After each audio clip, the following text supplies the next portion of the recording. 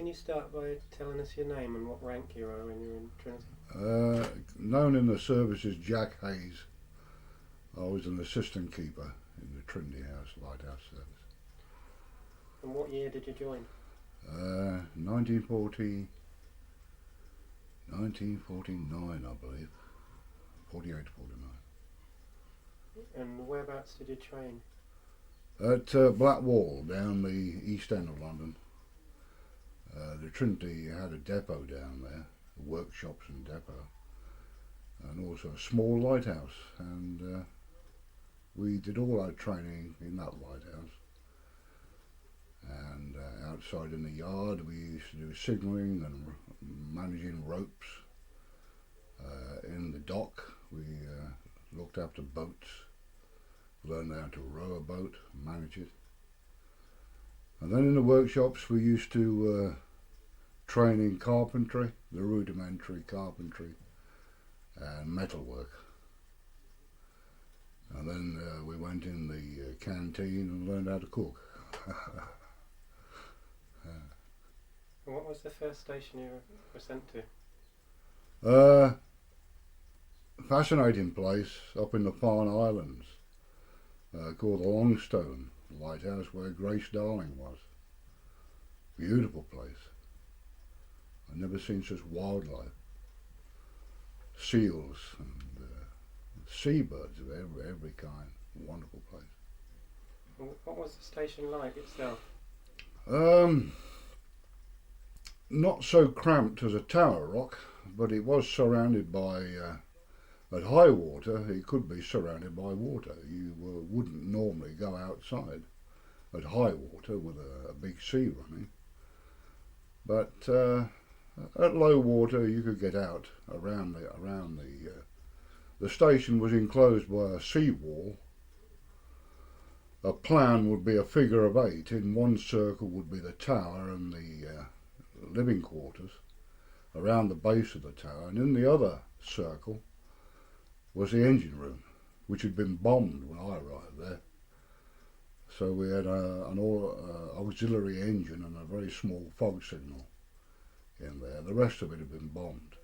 So there was lots of damage when you got there? Lots of damage, yes, yeah. What was the light itself? Was it Paraffin, the IOB type of paraffin, incandescent oil burner, you know. Paraffin under pressure that burnt inside a mantle. And of course the huge lens that revolved round it magnified the light, and you could see that for well over 20 miles. And that lens, like them all, was huge and had to be cleaned every day. So it was quite an experience for a young guy who had never seen a lighthouse before to go to a place like that, because it was really, as you might call, primitive. Coal, oil, water had to be carried in, you know. Was it clockwork as well? Clockwork, yes, you had to wind it up, wind the light up every hour during the night. So what age were you then? I was about 19, I think. Mm. Yes. How long were you at that station? I went to and fro there for 3 tours of duty, so I think I was there for about 6 months, with a little bit of leave in between. You know, I think we used to do about 2 months then, and the regular keepers used to have a month ashore, but I used to go ashore probably for about a fortnight and go home, and then they'd recall me, because I think there was someone there who was permanently sick, or they couldn't get in on anyone to go there. So I was pretty well there constantly for about, on and off, for about 8 months. And where was your home? In Leicestershire, in the Midlands. Yeah. But it was a beautiful place. And then after that I went down to the Coquet. That was an interesting place, a little island off the coast of Northumberland, where the lighthouse was a converted monastery. And like at Longstone, there was always these stories told you about ghosts, you know. The ghosts of Grace Darling and then the ghosts of the monks. I never saw anything. So, what was Coquette actually like itself, and was that good? Interesting, but very beautiful place. I think Northumberland is a great place anyway. Seals and bird life again, you know, and an interesting rambling old lighthouse, you know, with hidden corridors and little rooms everywhere, and wonderful gardens. The keepers there raised some lovely crops. They used to use seaweed as manure, fertilizer. So you grew your own veg. Yes, yeah, lived like lords. Yeah. What about the wildfowl and stuff like that? Did you ever catch that to eat, or No, I don't think we caught any birds to eat. No. eggs? Oh yes, on the Longstone there was the eider duck, Mm. which I think is a protected species now. But we used to just move the old duck over and put a pencil mark on the one egg that she used to have a clutch of about 4 to 6 eggs. So we'd mark one and take the others, leave the marked one, and she'd replace those eggs with them, and then you go back again or choose another one, you know, but don't over exhaust the resources. But you knew that egg there marked was the one you didn't touch, and that was sure to be a chick, you see. So the eider duck, you have 2 of those on your plate, that was a good dinner. Fishing, of course, fishing was great up there. What did all the Forget keepers what we used fish? to fun. All the keepers fished. Didn't Yes, and we used to go. The experienced keepers who'd been there quite a few years knew where all the lobster holes were in the reefs, you see, and we used to go round with a long pole with a hook on the end, and I used to trail along with the bag, and he'd fish these huge lobsters out of the rocks. And we had even had a lobster store pot in one of the lagoons, you know. Sorry about that. We had a lobster store pot in one of the lagoons, and it was always full of lobsters. Mm. So we lived like lords, you know. What other stations did you go to? After that, I went to Suter Point. That was a shore station. That was a wonderful place because the bus, well, it was in the middle of a village, and the bus used to stop outside the Lighthouse gate. The shop was down the road, many shops. South Shield was about 2 miles that way, and Sunderland half a mile that way. I thought, you know, this is a great place, for a lighthouse keeper. But what put me off at Suter Point was the amount of fog. It wasn't really fog; it was smoke from the industrial mines and steelworks there, you know, and that foghorn seemed to be blowing night and day. After that, I think I became appointed to a lighthouse, became an assistant keeper. Must have been then, and I went to the Pembrokeshire coast to the South Bishop Lighthouse. Very lonely place that. It wasn't a tower, but it was on a huge lump of rock, and the tower and the bungalow, the engine room was all perched on top of the pinnacle of rock. Interesting though, you know, again for the nature, seals and birds. You could see Skoma, is it, and Yeah. Skogum from there, St David's Head. Yeah, and after that, I didn't stay there long. I think I put in for a change of depot. I got transferred to the Cows depot. I went off on the Nab Tower. Now that's a very strange place. It's the Nab Tower. It's slightly on the cant, you know. Put an egg on the table to roll off. It used to be one of these anti-submarine stations, didn't it? They had a replica on the other side of the spit head. I think the idea was to raise an anti-submarine net across spit head from the nab to the other one. Whether it worked or not, I don't know, but in the end they had to light it, so Trinity House made it into a lighthouse and put a little tower on the top and a foghorn, and the keeper's quarters were underneath the roof. But it was a very noisy place, being all metal, and being an electric station with a radio beacon that the engines were going all the time, you know. So I didn't really fancy it there.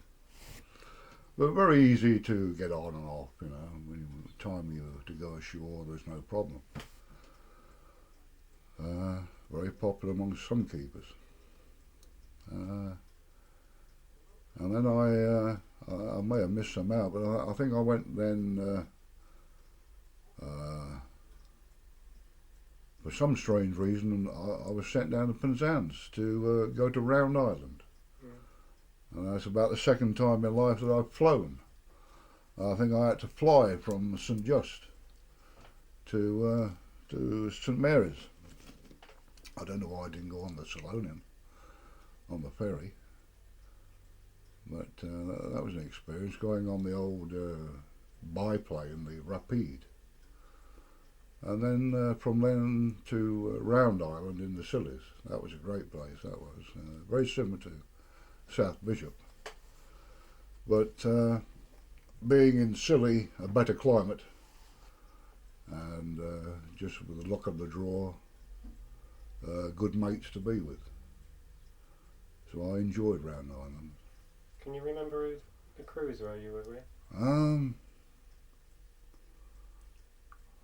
Frankie Harris, Fred Moffat, Jack Westlake. Forget the principal keeper's name because he was hardly ever there. I think he was sick. And then I had to go back to the NAB. That's right. Went back to the NAB for some reason because I think I got engaged while I was in St Mary's, you know. Got engaged to a local girl. So when I got back to the NAB, I thought, well, this is no good. I'll put in for Round Island again and settle down in St Mary's. So that's what I did. I went back to Round Island and got married. So we stayed there for a couple of years, I think. And then shifting time came round. I don't know why, but I went to the longships off Land's End. Still there, the longships. And I enjoyed it there. Freddie Roberts was there, Ron Smith, Peter Edwards, Leslie James. While I was off on Round Island, I had to go out to the Bishop Rock because a keeper had been brought ashore with toothache, and I went out there for a couple of days and managed to stay there 10 days, which is usually the story with the Bishop Rock, isn't it? You go out there for a few hours and you remain there for a month. And that's what happened to us. That was a winch, wasn't it? Yeah, yes. You went up on the bowline, didn't you? And I was dipped, of course, because the lads on the Bishop, I can't remember their names now, Jack Burridge. Jack Burridge was there, Jack. Pretty wiry lots, but not much in the way of this, you know. I was pretty heavy in those days too, and they dipped me. I don't know, they might have dipped me on purpose. You know? But I was well and truly baptised as a member of the exclusive fraternity of the Bishop Rock. I've got a lump of rock here to prove it. And that was a great place, a Bishop. A huge place, you know. A biform lens, you know. 2 lamps to light. And but plenty of room. A nice place. Was that paraffin lights as well? Everywhere's paraffin. I think the only electric place I went to when I was a supernumerary was training at Pendine, which I forgot to mention, that was electric then. Nab Tower was electric, but the engine had to be going all the time and had to supply the juice for the radio beacon and the light. So what did they have on the Bishop? They had the IOB light. But Yeah. What was the rest of the power like? I don't think we had any, did we? What did we use for batteries? Because we had to keep in contact with Land's End Radio, didn't we? Must have had a small engine there, I can't remember that, you know. Must have had a small engine, just for the topping the batteries up to test and keep in touch with Land's End Radio and the lifeboat, you see. Yeah, I suppose every lighthouse, every tower rock had to have a small engine. Because we used to engines galore at Round Island and South Bishop and Nab Tower. I take it you didn't have TV then on the Bishop? No TV. Radio, we had a high tension battery and a liquid low tension battery. Oh, I went to Lundy too. I forgot I went to Lundy when I was a supernumerary too. And we used to take the low tension batteries up to the house on Lundy to get them charged up, you see. I think we might have got them charged up at Lundy North. I forget, you know, it's a long time ago. But we never had any trouble with batteries. We could always have Dick Barton on, you know, or the Archers or whatever it was in those days. So what was the hobbies you did out there then? Oh, innumerable.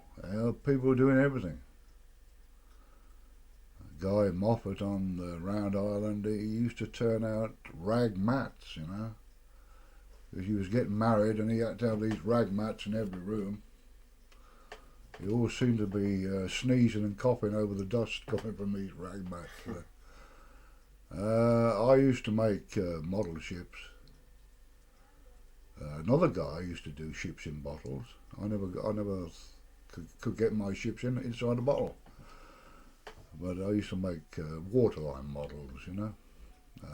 Others used to paint, and others were into the fishing, you know. This was the black lead days, isn't it? Oh, the black lead. With the old range. Everything was black lead, wasn't it? Yes. Yes. The range, the old Cornish slab, you know, polish it. And then to polish the IOB, the PVB burners, you know, every day. Wash them out in potash. Did you have that experience? No. Pricking out the light. Awkward on the longships where a big sleeve used to come over the light. You had to prick it out while the sleeve was up, you know, otherwise you get your hand caught. The lens was stationary there, and it was called an occulter, you know, and the sleeve used to come over the light, and then to black it out, and then up it would go again, so it would just shine out, you know. Well, I don't know how they do it today. Must be done by another technique. So what was the daily sort of routine on something like the Bishop Rock in those days? Two men working and the other one cook in the daytime. So every third day you had to rack your brains and think, well, what am I going to give them today, you know? Is it going to be sago pudding, tapioca pudding, rice pudding? Or do you want duff again? Yeah, we'll have duff. Duff nearly every day on some stations. Treacle duff, jam duff, you know, dry fruit duff, always with custard. Some of us couldn't touch it, you know. After a big plate of potatoes and potted meat. You remember potted meat? Mm. Yeah, lovely stuff. Used to dice the raw beef up on a relief day, put it in jam jars, over 50 sometimes. Jam jars, put them all in the oven, cook it until it reduced down to about half, and then you top it up with fat, lard, and that'll keep forever. So this was the days before the fridge. Before the fridge, yeah. It was in, I think it was about 1952 when we had fridges, small fridges. That was good. We started to make ice cream then out of evaporated milk. Yeah. Yeah. I don't know whether the old days were better. I think in some ways. There seemed to be more camaraderie. I've been gathering. Yeah. Did you have lots of baking days and with bread and stuff like that? Yes, yes. We used to hang on. Everyone hated that job. I don't know why. So we used to hang on after relief day. You know. Well, boys, we've got about 3 crusts left. We better bake tomorrow. Oh dear.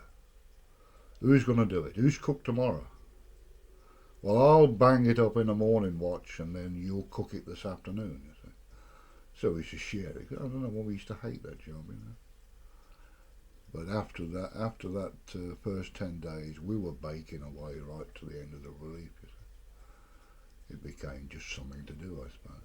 We used to make nice bread. I think it was grey flour when I first joined, wartime stuff, you know. But it all used to be good. And anything tasted good. So when you had nothing, it was time to worry. Was it there that they had a song when they were winding up? Yeah, I can't remember it, can you? Only what I've read. Went to Lily Mall Lane, didn't it? Yeah. Yeah. Yeah. Oh, it's gone, you see. We'll have to do a rehearsal on that one. I think Jack Burridge would know. I think you'll still find Jack around the Nash Point area somewhere. He's up at Lowestoft now. He'd remember those tunes. Yeah. Did you enjoy the Tower Rocks? In a way, yes. Yes. Yeah. I don't know whether it's mental, whether you knew where you were, and the parameters were less exhaustive. Whereas on an island rock,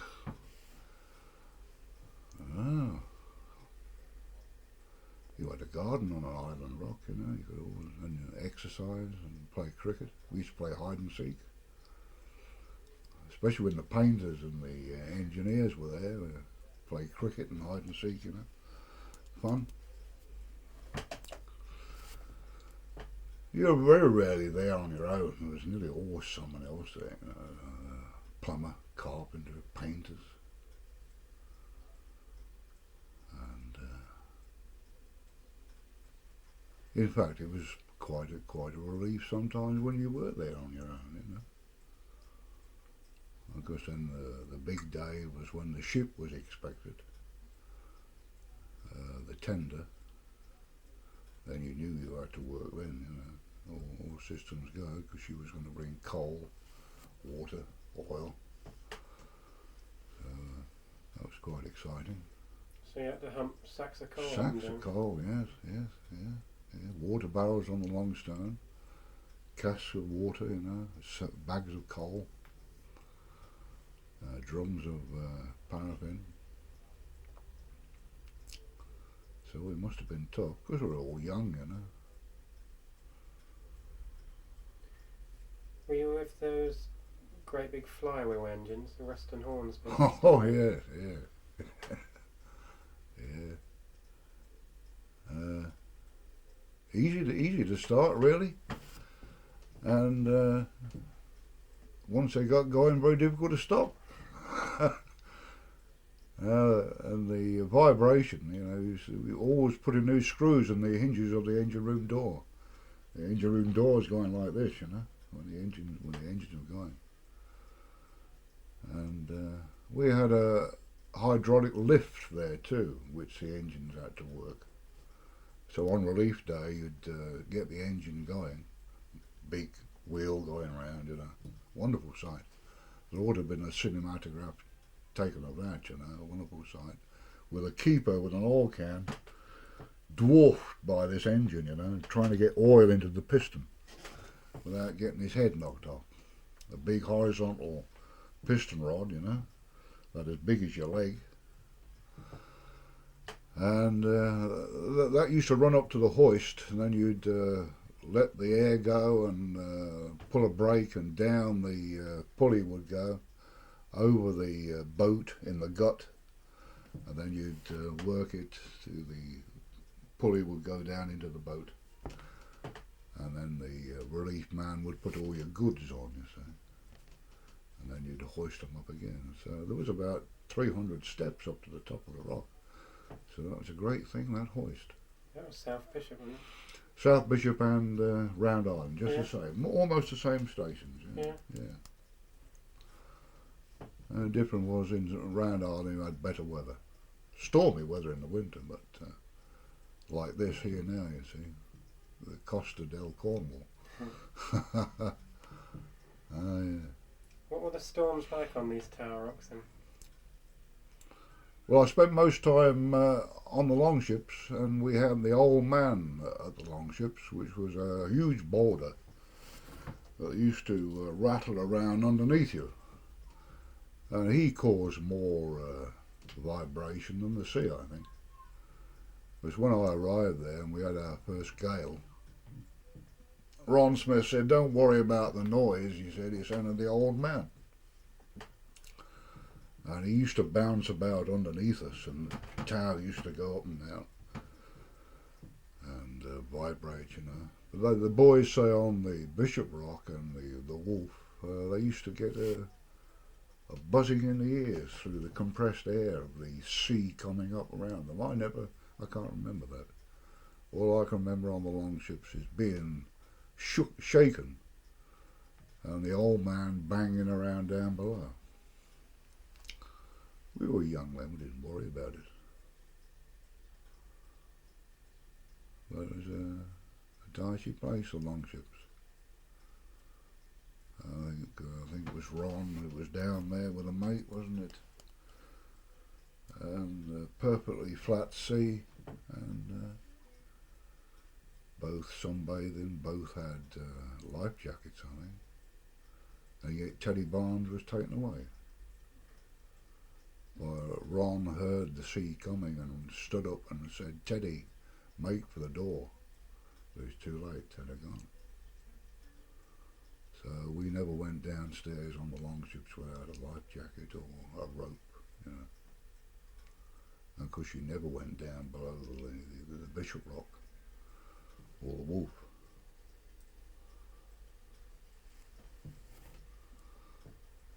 Did you do duty on the Wolf?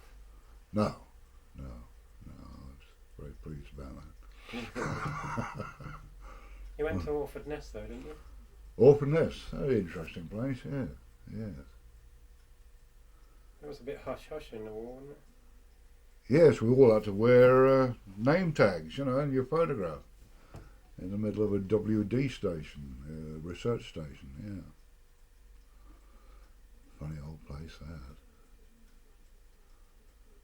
You're fairly isolated there though, and Yes, you could walk ashore. Well, you had to go over on one of the WD car ferries across the river. But you could have walked ashore, but it was quite a way to Aldborough. that's all Shingle Beach, wasn't Shingle Beach, yes, like a Dungeness. I was there for quite a number of years, Dungeness. That was a fascinating place. They say in the old days the keepers used to have wooden pattens to walk about on. There was no road or anything, you know.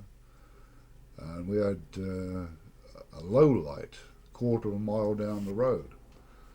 So to get down to the low light, the keepers had to put these wooden patterns on their feet so they didn't sink into the shingle, you know. But later on they built a roadway. This was Dungeness. Well, a bit like snowshoes, that sort of thing. That's right, yes. The Ness is building up all the time, you see, so when they had the main lighthouse going for about possibly 50 years, they found that the Ness had gone so many yards, dangerously so, to the southeast.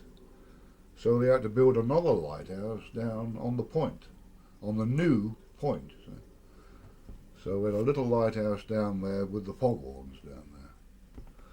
And that's where the new lighthouse stands today, right on the point. And I suppose it's still building up, you know. Did you live in the roundhouse, the old? Started up in the roundhouse, yes, and then moved into one of the bungalows. Because the roundhouse was the base of an original. Of the original one, yeah. Yes. So you were in the tower next to that then? That's right. The tower that was built in about dates. I can't remember the date, but the roundhouse was built like at Longstone around the original tower, and then they built a new tower several yards away from it to the south, dismantled the old tower, leaving the polo mint of the base as quarters. And then later on they built the low light down the road, and then while I was there they dismantled that and built the new black and white lighthouse that stands there today.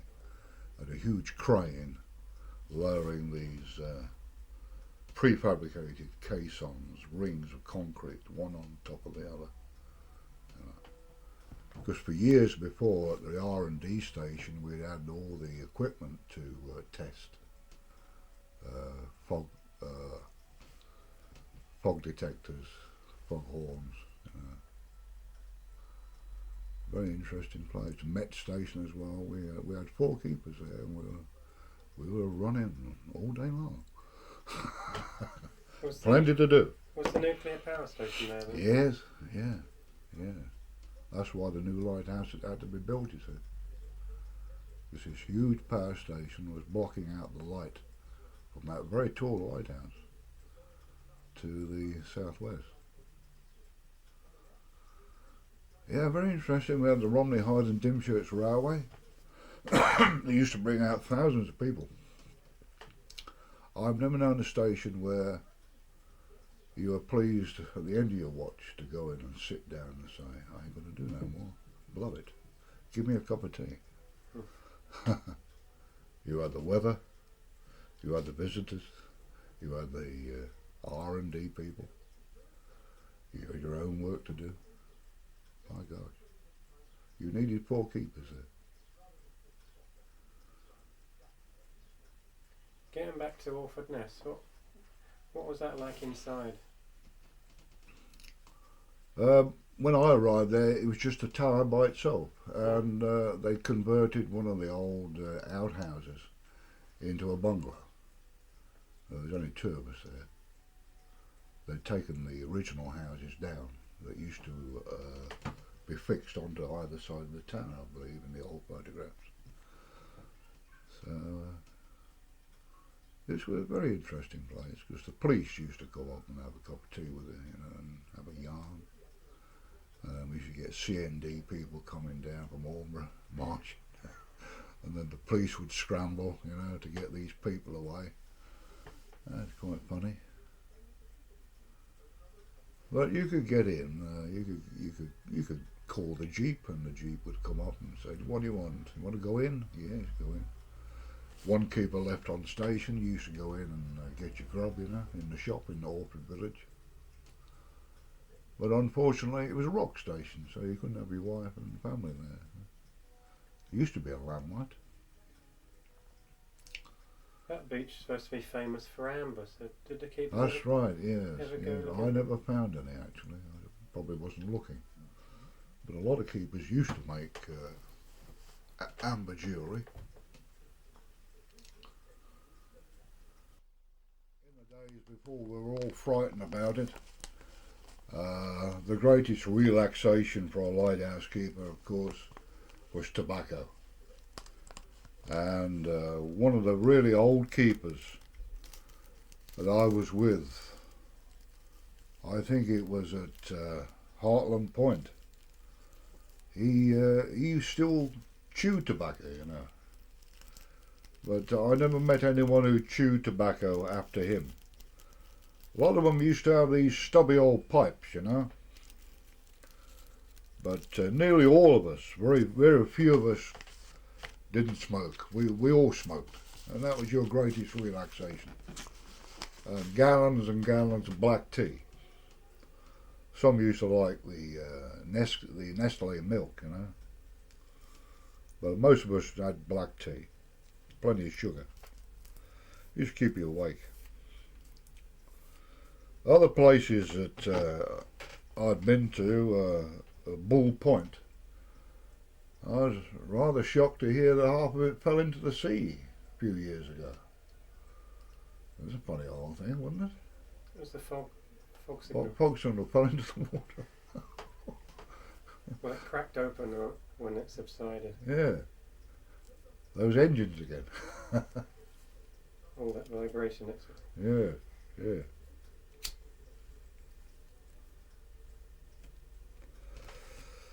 I went to Hartland Point, as I said, and oh, what a fantastic place that was. They used to say from Hartland Light to Lundy, from Lundy north to Hartland Light is watery grey by day and night. I guess you used to have some storms at Hartland Point.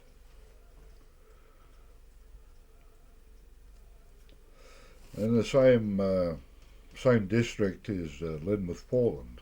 That is a really funny old place.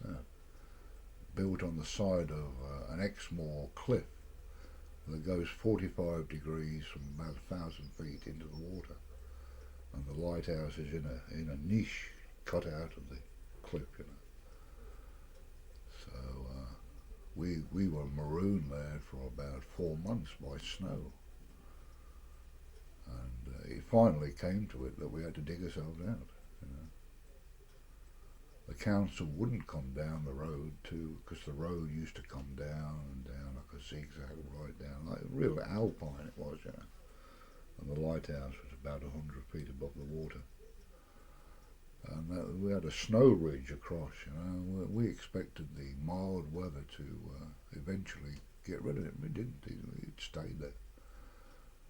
So the PK and I had to go up there with shovels and actually dig it out. For the weeks previous, we'd been packing grub into the place because we had women and children down there, you know. On back, we used to have to trudge up and go over the snowdrift and up and up to get the taxi at the top of the hill and get into Lynmouth and get the grub. I never used to see the sun there because it faced across the Bristol Channel northwards. You see, you never used to see the sun there between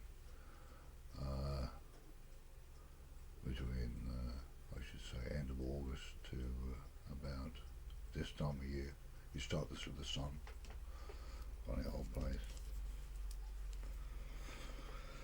Now went to Lundy. Ever been to Lundy? Yeah, great place. Did you get the soil sheep there when you were there? Yeah. Yeah.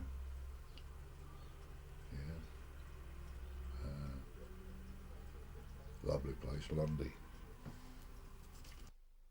Yes, at Lundy we used to again have our own gardens there, and I've had some of the most wonderful salads there. All kinds of lettuce and cucumbers and our own tomatoes, you know. Once again, we used to live like lords, and you could buy butter and bread at the Lundy shop, you know. So we did very well there. Lundy North was a bit more remote, but wasn't a bad station at all. Very well run. And then sometime or other I went to Pendeen. That's just up the road from here, and we had a wreck while I was there. The ship came in, and of course all the guys were down there, and the customs and excise, of course. But that was living up to the Pendeen tradition. All the guys were there with the little handcarts.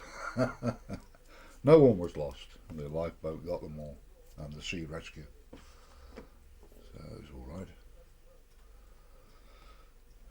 Looking over here, I can see where the old boys used to operate along this St Leaven coast. And Pendine, I went there to, that was shortly after I joined, after I left Blackwall, to learn about engines, because you had to know about how engines worked, and the foghorns. So that's where you picked up your certificate for proficiency in looking after fog engines, fog signals, and that sort of thing. That was at Pendine. So all in all, I did most of the coasts and enjoyed every minute of it, I think. How many years did you do in the end? About 19 years, I think. Yeah. Had family problems in Harwich.